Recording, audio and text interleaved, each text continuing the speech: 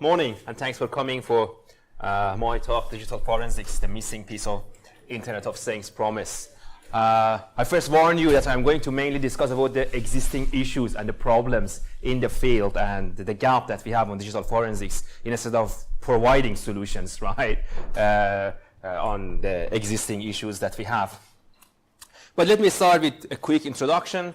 I am currently serving as the EU Marie Curie International Incoming Fellow at University of Salford. I have a PhD in security and computing, so some are calling me Doctor of SIC. And I had a classical career track, was software developer, then become security analyst, forensics investigator up until like 2 years ago, and then I moved to higher education in 2015. That's my weblog that you can find all the slides already uploaded there, my Twitter and my email account. But probably the most important part of that slide is the goal, just to enjoy having a conversation. So you probably see me talking less than you, right, during this specific presentation, because I put more questions than giving answers. But before I start my own presentation, let me just give a little bit advertisement about what we do. We are mainly working on applied research in collaboration with EU-wide law enforcement agencies and SMEs in cybersecurity, forensics, and malware analysis. You can see those few projects were the most recent projects that we have delivered recently in the school, and we offer an undergrad program, a BSc in cybersecurity and an MSc in cybersecurity, forensics, and threat intelligence. We have a standard, so you can get the flyers if you're interested to know more about these programs. But Internet of Things, is it really the next evolution? What do you think?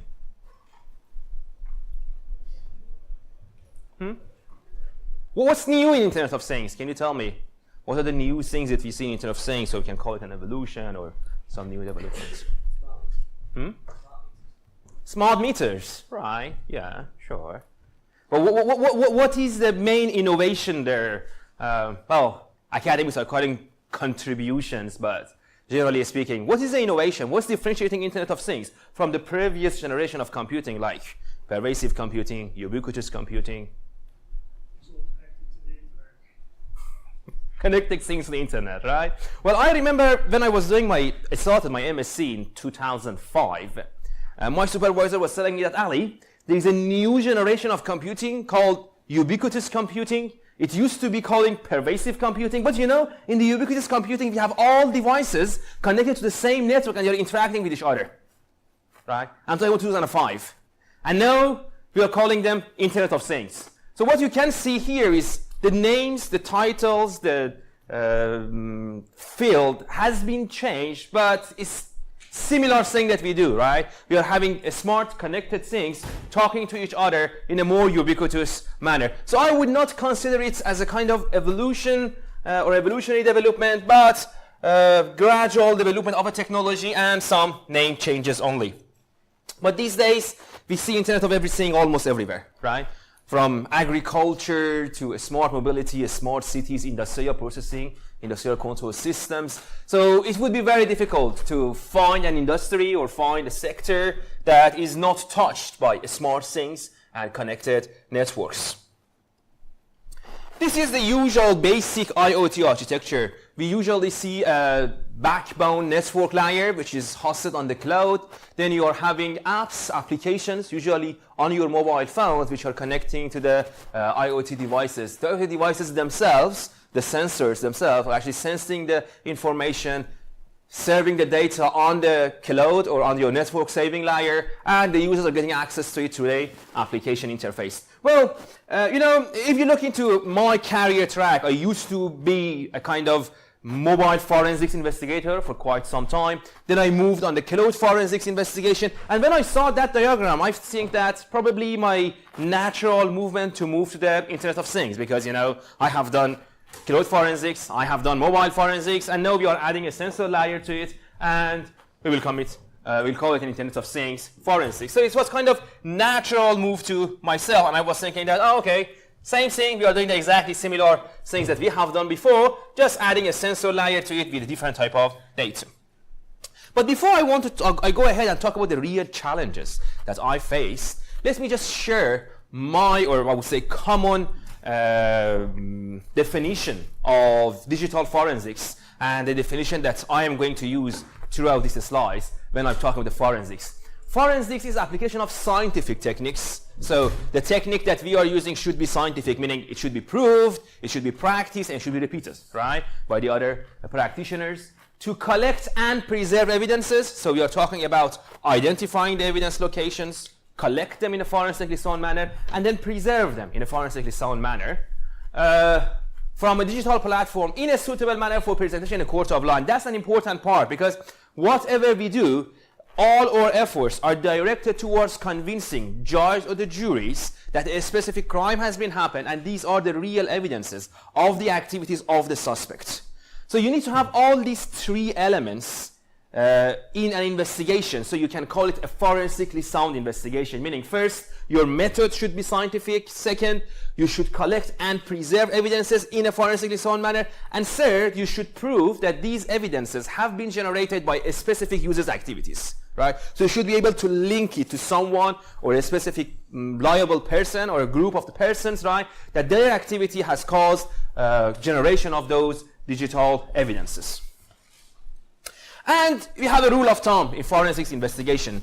From the time that the case is passed to you, you usually have around 48 hours to find all the evidences, extract them, so your evidence will be relevant and useful, right? So we have that tight time limitation as well. So when you look into the traditional digital investigation, like Windows investigation or PC-based investigation that we already have methodologies developed and tested. So we have a methodology to follow. We have already tested tools as well that they are passing a test called Daubert test, right?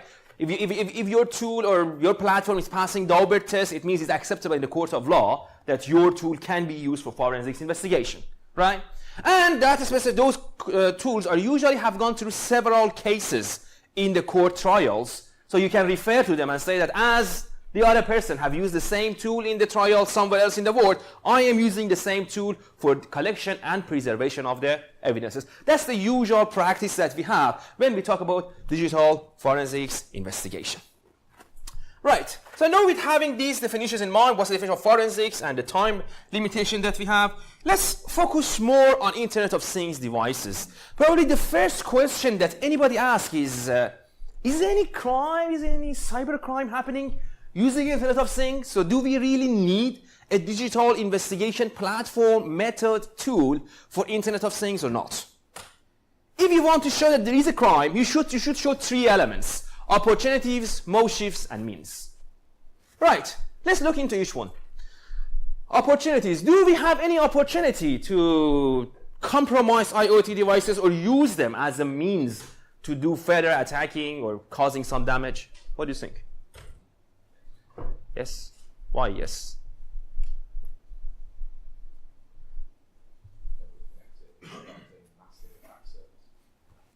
That's the nature of IoT devices, right? They're supposed to be always providing services. They're all connected, right? And working autonomously.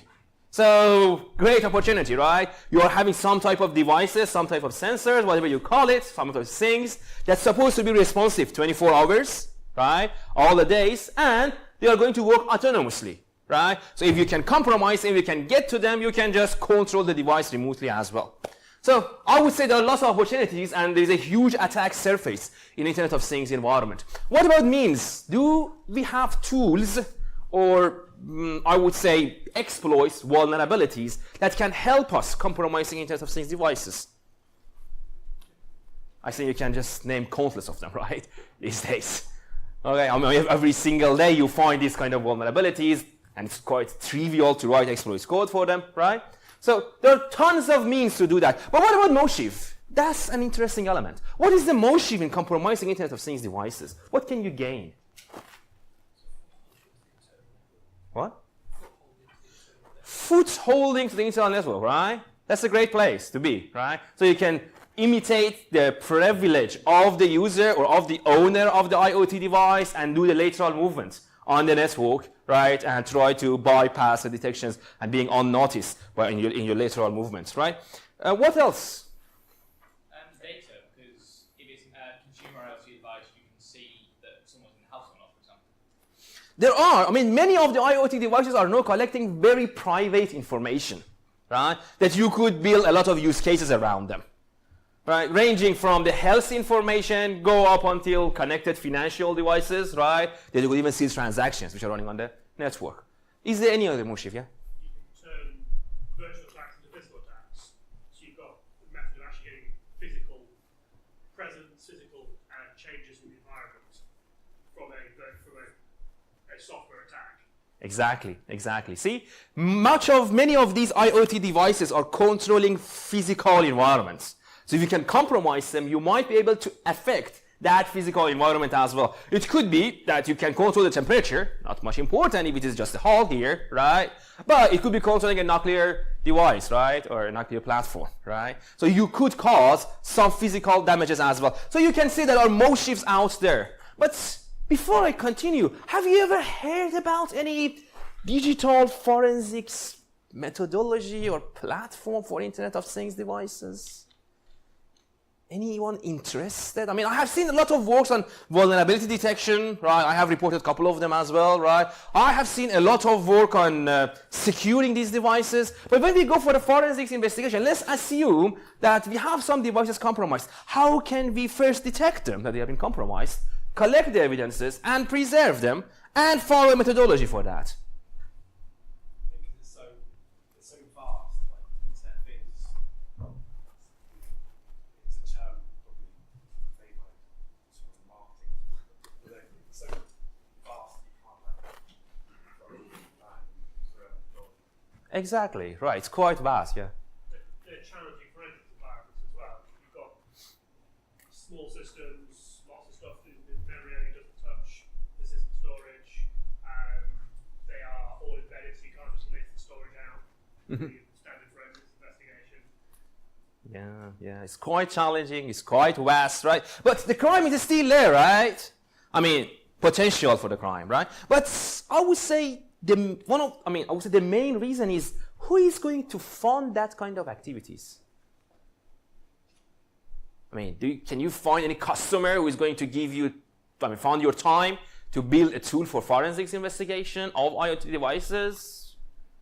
Well, I find that usually forensics activities are funded by the law enforcement agencies, and they usually have not much money, right? Right? But that could be another contributing reason for not seeing a lot of research on Internet of Things forensics, and that was the reason that I decided that let's look into this area, especially as I have a funding from European Union, so let's use it for this purpose, right? But IoT devices are always at risk, right?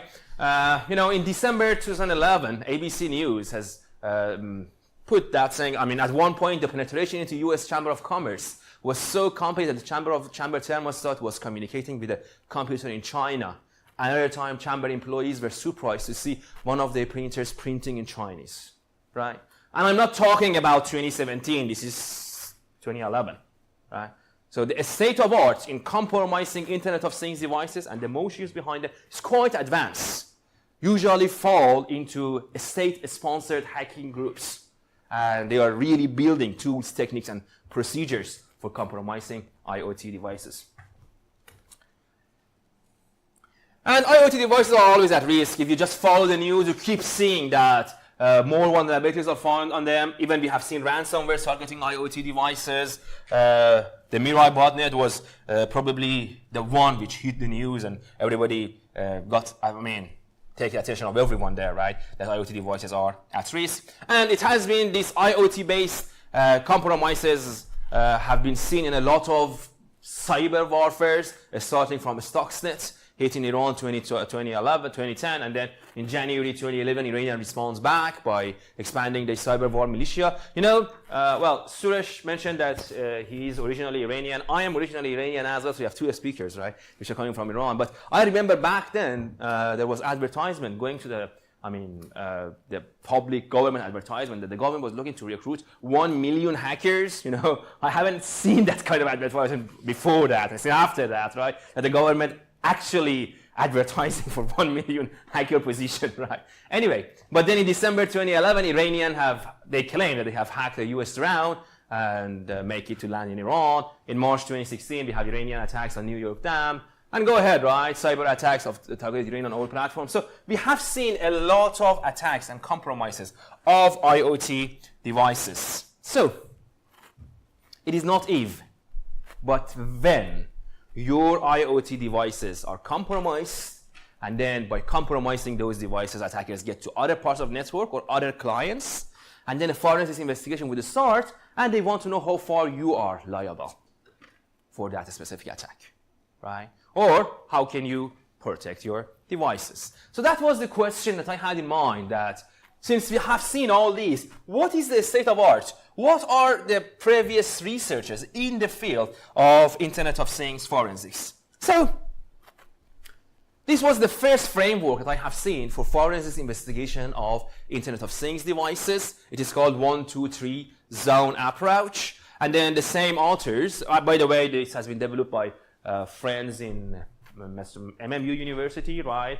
Rob and the others, so the credit goes to them. But they have suggested a framework that you can do the investigation step by step from the sensors, going to the server, and then moving to the cloud. That's kind of end-to-end forensics investigation. But first, it lacks any detail, so you cannot follow it in a real case, right? It's very general, right? And very high level. And I haven't seen any forensic investigator adopting it later on in any cases, right? But that was the first forensic investigation framework I have seen. Further investigation, further research, I find out that a group of researchers in the University of Texas, San Antonio, has been built forensics imaging tool to take the memory image of Contiki-based IoT devices. And I was really surprised. Great, there are other people out there thinking about extracting, acquiring evidence in a forensically sound manner. But then when I downloaded the tool and I start practicing, I find out that their tool is only working with the Texas Instrument chipset that has the Contiki devices. So if you just change it on any other chipsets, IoT-based devices, it won't work. And that's one of the challenges in Internet of Things environments. Even if you build a forensics tool to acquire memory, acquire data from a platform, and practice and show it is forensically sound, it would only work for that specific chipset, and probably even for that specific implementation, right? And for any other thing, you need to have more research and more development in the field. But that was a great tool too.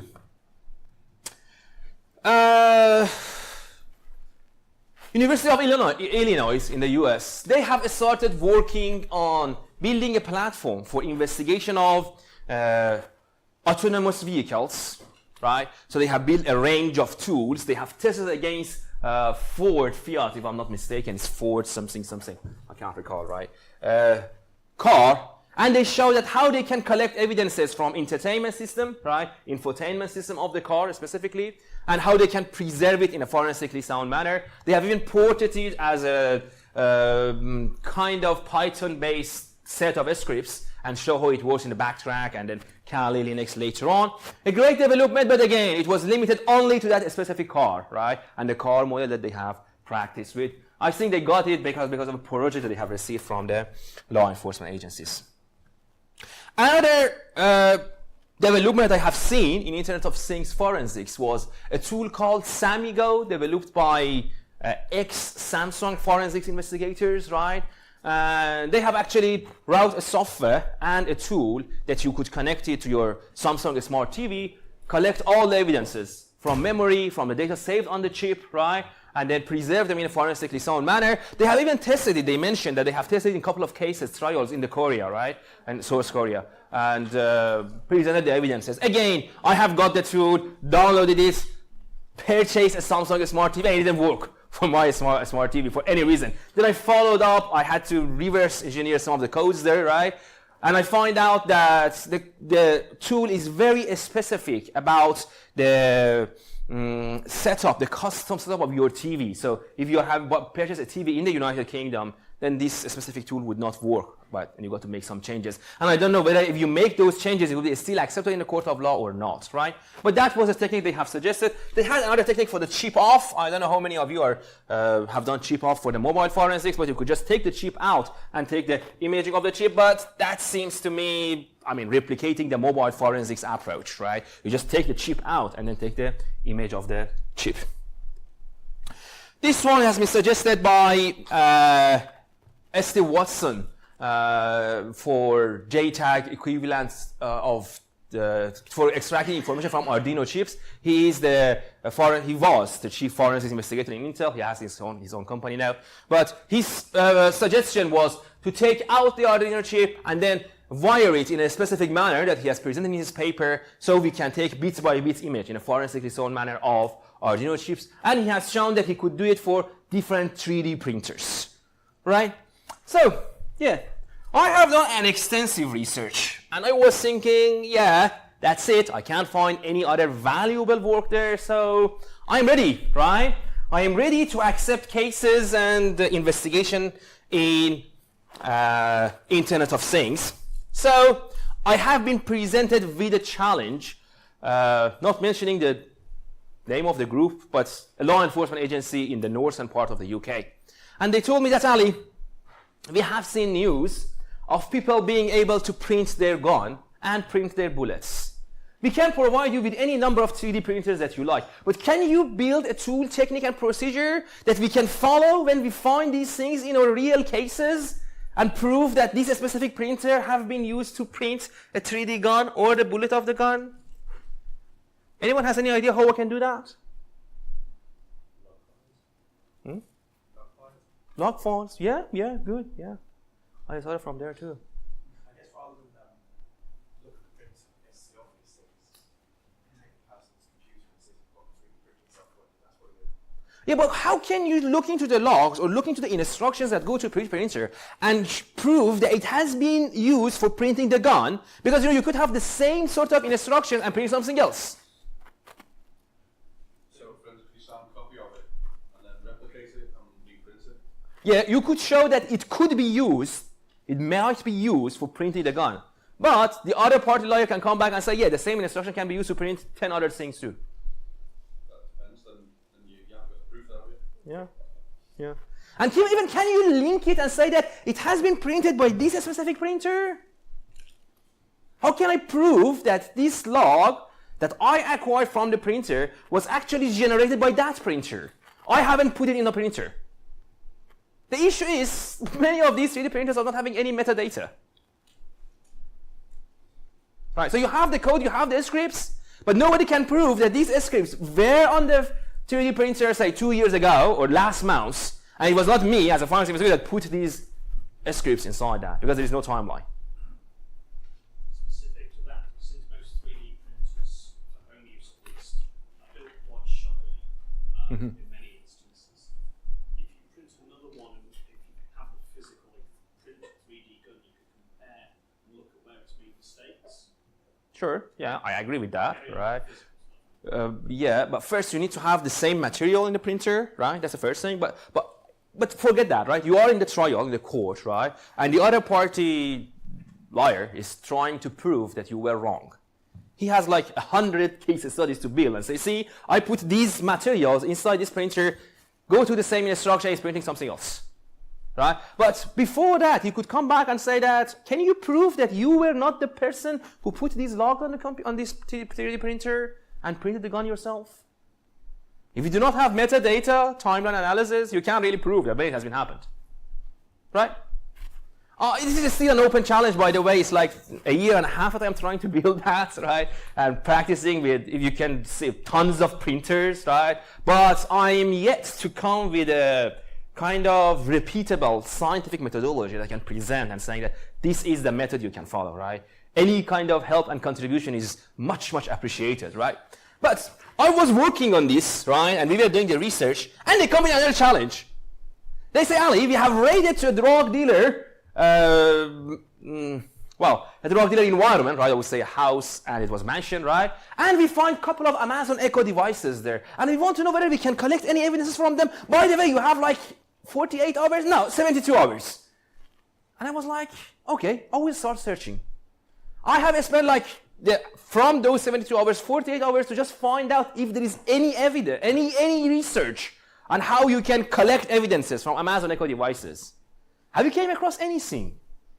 Yeah, go. There's something come out recently that you can query Amazon's cloud in the correct way and get all voice recording back. Yes, right. It's a grey area of law. Well, yeah, querying the cloud. I have done that in a cloud investigation case prior to this research as well. You know, you can usually query the cloud. I have used it previously because there was a case that we were investigating a Canadian citizen in Canada, and we couldn't get the needed search warrants to prove that he has some kind of interaction with the cloud. But I find out that that cloud provider is having a load balancing, so if you can compromise the account and then send the queries from somewhere else in the world, the data that is saved on his cloud would be copied, transferred to nearest server, right, for providing that customer services, right? So what I did is I got the data, traveled to Singapore, a place that I know I can easily get search warrants on any server that I like, right? Actually, it was Malaysia, technically, not Singapore, right? I start querying, get his data transferred, collect the data from the server, and then come back with the data to judge and the jury and say, this is the data that he has on his cloud, right? But yeah, we could query to do the same thing with the Amazon cloud. But the issue, I mean, I couldn't figure out, right, that how can you actually query it in a way that you can prove this data has been generated by this specific Amazon Echo devices. I mean, more than happy if you have reversed this platform, because I have tried to do so, but some of the university lawyers and the legal team advised me not to do so because they said reverse engineering someone else's product without their consent is not really legal. I have sent like 20 emails so far to different people in Amazon asking for permission, and no one comes back with the permission to me, right, to do so. But anyone has done that, please, I'm more than happy to receive tips, right, how we can do that. Anyway, I had no luck, absolutely no luck, right? It's on finding evidences on the Amazon Echo device itself or correlating it with the other evidences which are out there, right? Well, so meaning I have researched a lot, put like 1.5 years of my research time and keep charging European Union for getting nothing. I have been failed in almost all cases that have been referred to me. So I am here to just share with you remaining challenges and ask for help, then coming with a solution. You know, one of the biggest challenges we have in IoT forensics is evidence collection and preservation. The devices are keep changing, the chipsets are keep changing, and really building something general, right, that can be followed for forensics investigation. And then building the tools that can follow that would be an issue, right? But any ideas here that how can we build such a thing, what are the best approaches, is really welcomed, right, on evidence collection and preservation from different IoT devices. Privacy is a big issue in forensics investigation of IoT devices. You know, I used to get lots of complaints when I was doing forensics investigation on the cloud environments from judge, juries, and the others that make sure you are not collecting private information. I was doing an investigation of child pornography, right? And I actually knew that this guy is doing that. And I have spent like 3 months to convince judges and juries to give me the permission to collect the PCAP data.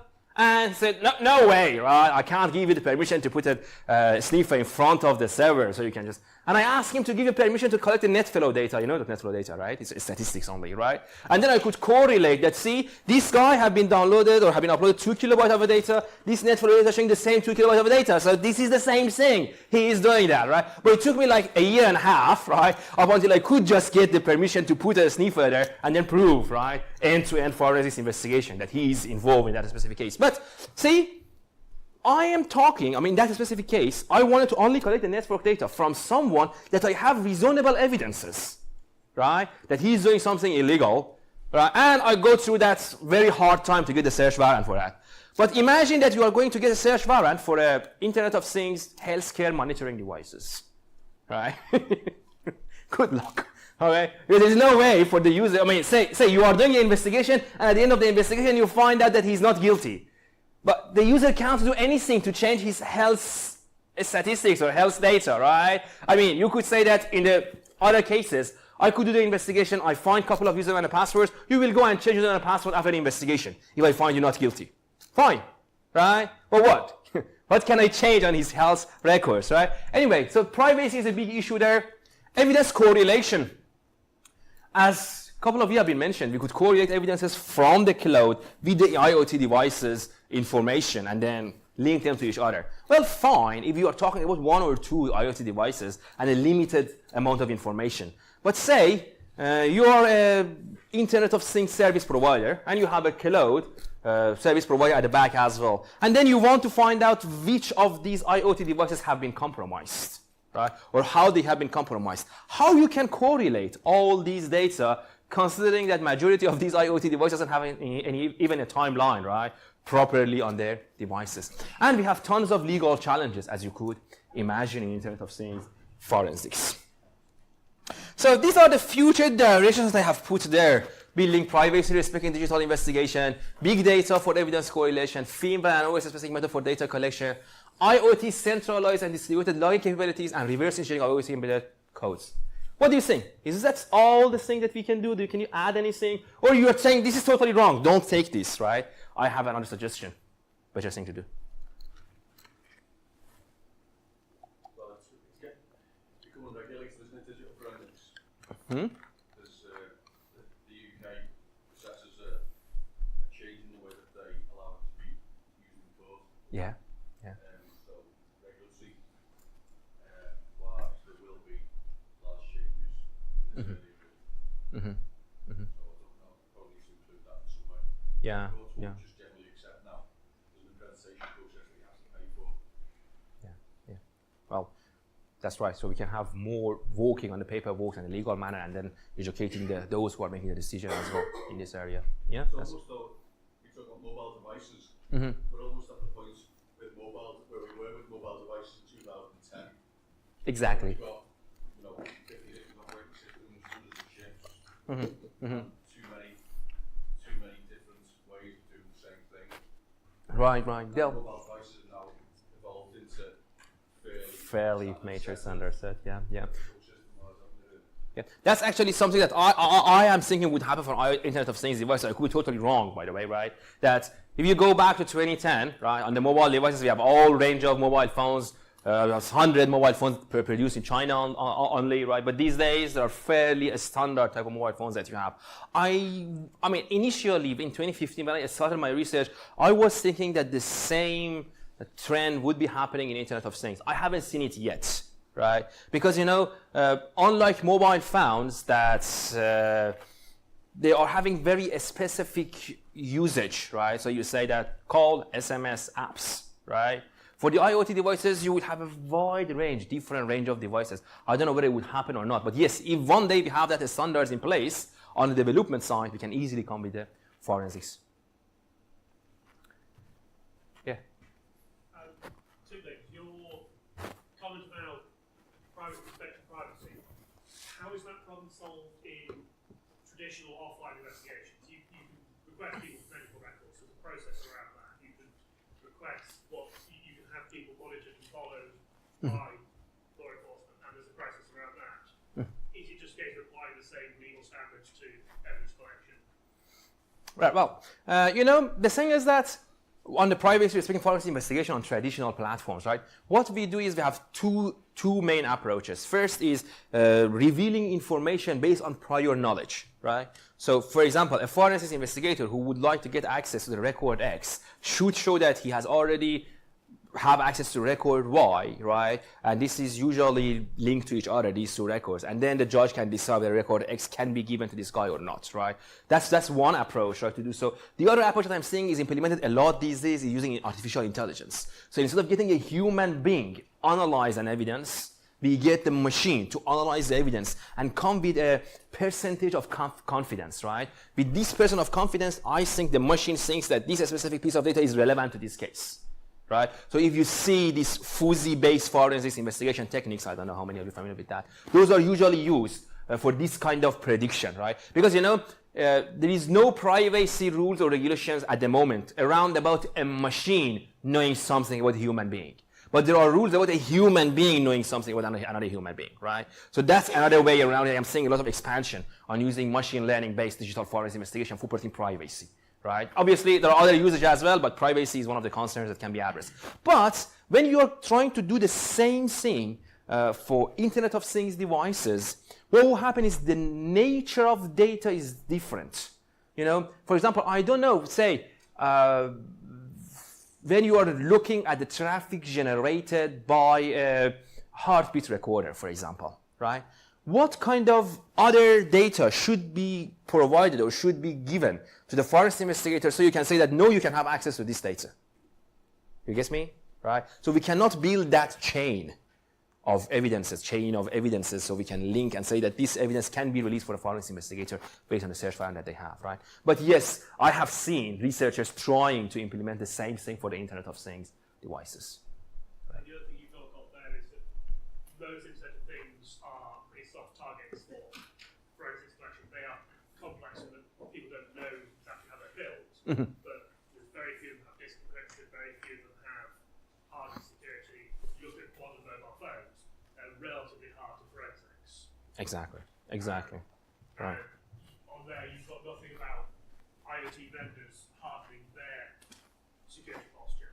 Exactly, right. So you're totally missing that security posture in the Internet of Things devices. Well, this was all the future directions that I put there, right? I'm more than happy to get more feedbacks, but what I found is I'm kind of wrong in terms of doing all this, right?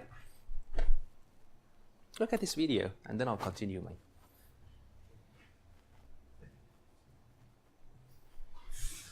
Right. Well, not mentioning where and who, but I have been invited to a meeting that they were telling me that, Ali, we are going to launch a smart city projects, have been investing on it for years, right? I'm talking about the millions, right? And the launch would be, say, in few days. And you have been invited as an academician to just be there and see how good we are. And then just ask, I mean, what are the security testing, penetration testing, security assessment that you have done in this environment? They were like, Ali, all our communication on HTTPS. HTTPS means secure, right? All end-to-end communication HTTPS, so we are secure. And I was like, what? That's it? That's your understanding of security of Internet of Things? Well, so I asked them for 2 days of testing, free testing, by the way, by myself and a couple of my students, right? And they have like 12,000 smart nodes in the town, and we were compromising around about 2,500 of those nodes, so we were controlling them, not them, from my own office, right? Even I was not in the, not mentioning the results, right? Okay, not giving more tips. But see, and then I started communicating and talking more with IoT development community, right? Well, I had a friend of mine in MIT who is a great engineer, and he's developing engineering things for Boeing, for Airbus, right? And I was looking to his code because he was just talking to me about security of getting remote access to some of his sensors. And I find that he doesn't even have the basic security, say, parameter length check on his code, so you could easily do buffer overflow attack. And I just asked him that, do you know about buffer overflow attack? And you know, they have been around since as long as I remember, right? And you know, I mean, in 2011, 2012, I was in a situation that I do not want to teach my students buffer overflow anymore. Because you know, we have all these protections, and there's no way that you can actually write a successful exploit with a basic buffer overflow only. But these days I've added it back to my lecture materials, because I keep saying these IoT developers are great in reintroducing known vulnerabilities, long known documented mistakes into their products. And then when you talk to them and ask them, so what's going on here? They are saying that, see, Ali, I have received this order 5 years ago. So majority of these designs and everything that you can see have been done 5 years ago. So I cannot touch it anymore. You know, I was in a flight from Singapore to London, and for a moment the light turned off and it turned on back again, and I was seeing on the boards there that Linux 5 point something is coming up, and I was like, Linux 5 point something, really? You know, you're serious? And the pilot was telling me that we are safe and secure and we will be on our way in a few minutes. I was like, no, you're not safe, you're not secure using Linux 5 point something, you know, that has inherent vulnerabilities, nobody can patch it, right? But see, well, so these days I am spending a lot of my time, not a lot, portion of my time sitting and talking with IoT developers, right? And offering them free kind of training. That guys, if you are developing tools, developing techniques, please, these are the basic security you got to follow, right? So probably in the next generation of the IoT things, we would not see these basic security issues, and then we have a proper secure environment to do the forensics investigation, right? But, so that was my main future direction, educate the worker, right? But I just want to highlight that there is a new field of development, especially in biotechnology, called Internet of Nano Things, right? If you go to the biotechnology lab of Salford or University of Manchester or MMU, you will see a lot of them, right? That these people are happily putting chips on the brains, on the bodies of live people, right? And and nobody cares about the security or communication of these devices at all, right? So I don't know how fast they are developing, but if one day that happens, that we have the same kind of development that we have seen in IoT, Internet of Nano Things, I am really afraid that probably we can compromise the real brain of the human beings, right? And get into those planted nano things in the brains. Thanks for your attention.